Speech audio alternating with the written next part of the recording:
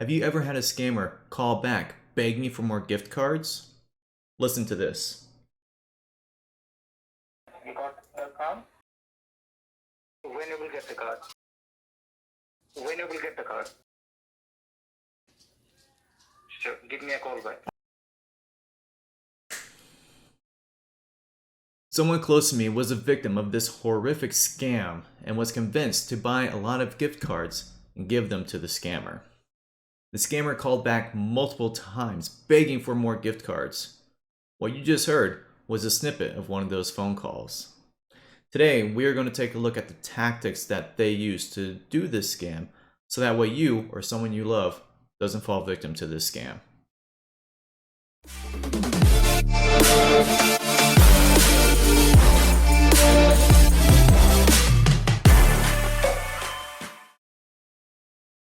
In the last few years, there's been a massive uptick of scam and scam calls. Likewise, there's also been a big flood of cybersecurity-minded individuals striking back at these vile human beings. On some occasions, they've only been able to waste hours of the scammer's time. But on other occasions, they've been able to get international organizations involved to shut down these scam centers. Today, we're going to spread as much information as possible in the shortest amount of time so that everyone can quickly identify these types of scams. This particular scam started off with an email. According to this email, the victim had just renewed her 3-year plan to Norton LifeLock, and that the payment of $334 had already been debited from her account. In a panic, the victim immediately called the 1-888 number listed at the bottom of the email and was greeted by a very kind gentleman with a foreign accent. This kind gentleman informed the victim that they had a refund that was available to the victim. But in order to get that refund, the victim had to log into the scammer's secure banking system to verify the amount and receive the refund. They told their victim that their secure banking system required that she install a remote desktop software called Array. Array is a very powerful program in the technology help desk world. It grants computer repair professionals who you give your device ID and your passcode to the ability to take over your mouse, keyboard, and monitor so they can quickly fix any computer issue. Likewise, if you give your device ID and a passcode to the scammer, it gives them the same access that a computer repair professional would have. They now have full access to the victim's computer and can now perform whatever malicious activity they want. Our victim absolutely believed that the scammers, who claimed they were from Norton LifeLock, were going to give the victim a refund and provided the scammers with the device ID and passcode. Once provided with the device ID and passcode, the scammers were able to see everything that our victim did on her computer, to include checking the bank account online, which is paramount for this scam to work. The scammer asked our victim to open her bank account, claiming that they needed information so that the refund would be sent to the right bank. Once the victim opened her summary page, the scammers were able to see that there was $8,000 in the savings account. This is where the scammer decided which procedure to follow. In this case, the scammer decided to pretend to refund $800 to the victim and make it seem like the victim accidentally stole $8,000 instead, thus having an extra $7,200 of stolen money to return to the scammer. To pull this off, they would either blank out the victim's screen or ask the victim to walk away from her computer while they take control and transfer $8,000 from the victim's savings account to their checking account.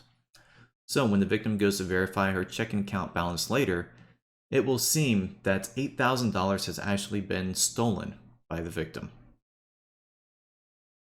With the bank transfer complete and minimized in the background, the scammers would continue the scam by using one of 3 tactics.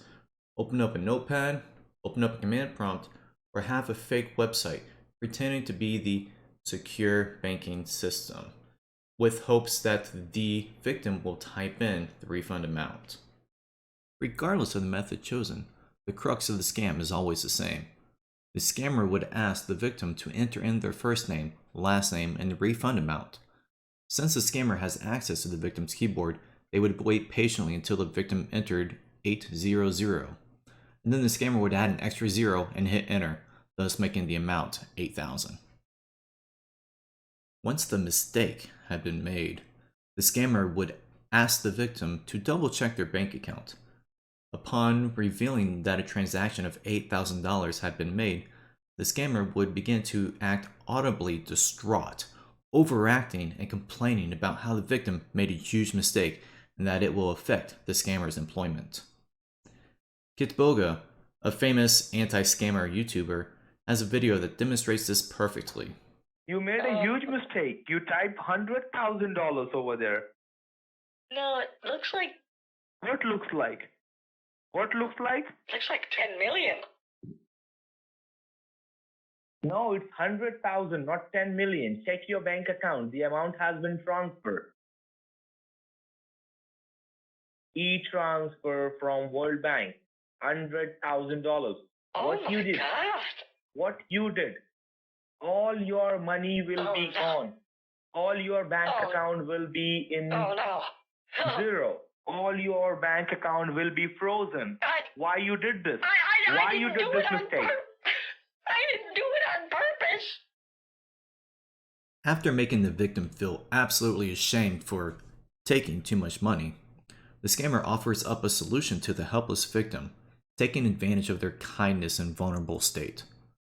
The solution is to buy non-traceable gift cards equaling up to the amount, $7,200 in this case, and giving the numbers to the scammers. During this phase, the scammers are very kind, helpful, and continuously telling the victim how strong of a person they are and how the victim needs to make everything right.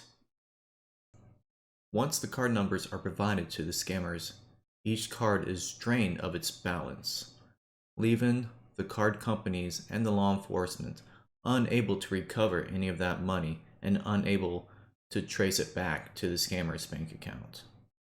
It is imperative that we tell as many people as we can about this scam so that they don't fall victim to this horrific scam. Go ahead and click that share link and make sure that all your friends and family know about this scam and the tactics so that your loved ones don't fall victim to this scam, as mine have.